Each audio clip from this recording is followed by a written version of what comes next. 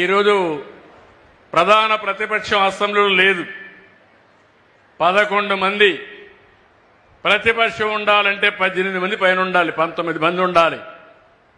అయితే అసెంబ్లీలో ప్రతిపక్షం లేదు, కానీ బయట మాత్రం ఒక రాజకీయ పార్టీ ఉంది. ఆ రాజకీయ పార్టీని చూస్తే అది విష రాజకీయ పార్టీగా తయారైపోయింది. ఈ విషయం మీరు గుర్తుపెట్టుకోవాలి. ఒక గ్రామం, మీ ఊర్లో దొంగతనం చేసేవాళ్ళు ఉన్నారంటే మీ గ్రామంలో ఎవరైనా పిల్లల్ని తీసుకుంటారమ్మా? మీ ఊర్లో ఎవరైనా హత్యలు చేస్తున్నారంటే మీ ఊర్లో పిల్లనిస్తారని అడుగుతున్నా. అదే మరి ఒక రాష్ట్రానికి ఒక విశ్వసనీయత ఉంటుంది, ఒక నాయకుడికి ఒక విశ్వసనీయత ఉంటుంది. కానీ ఇటీవల కాలం నేను చూస్తున్న ఎప్పుడూ లేనటువంటి సమస్యలు చూస్తున్నా. ఆడబిడ్డల పైన సోషల్ మీడియాలో క్యారెక్టర్ అసాసినేషన్ చేస్తారు,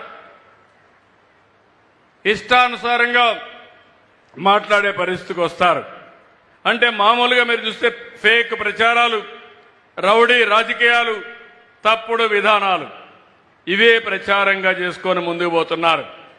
నేను ఒక్క విషయం ఈ పెద్దాపురంలో అడుగుతున్నా. 10 సంవత్సరాలు 10 సంఘటనలు మీ దృష్టి తీసుకొస్తున్నా. ఇలాంటి వాళ్ళు ఒక రాజకీయ పార్టీ పెట్టడానికి అర్హత ఉందా? ప్రతి ఒక్క కుటుంబంలో చర్చ జరగాలని చెప్పి కోరుకుంటున్నా.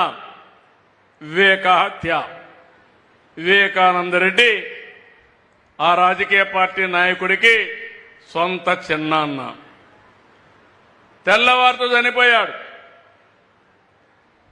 సాక్షి టీవీలో వచ్చింది గుండెపోటు. నేను కూడా నమ్మా. నేను అడుగుతున్నా, నెక్స్ట్ డే చూస్తే నా చేతిలోనే కత్తి పెట్టి నేనే చంపానని చూపించారు, నమ్మించారు. నమ్మిన వాళ్ళు ఓటేశారు.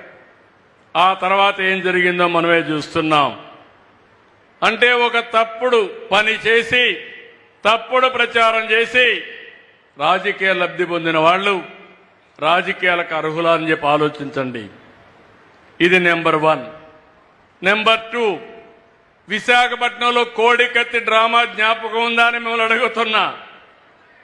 కోడికత్తి డ్రామా ఆడి ఆ కోడికత్తి మీ జిల్లా వాడి పొడిచిన వ్యక్తి కూడా ఆ కోడికత్తి డ్రామా ఆడి నేనేదో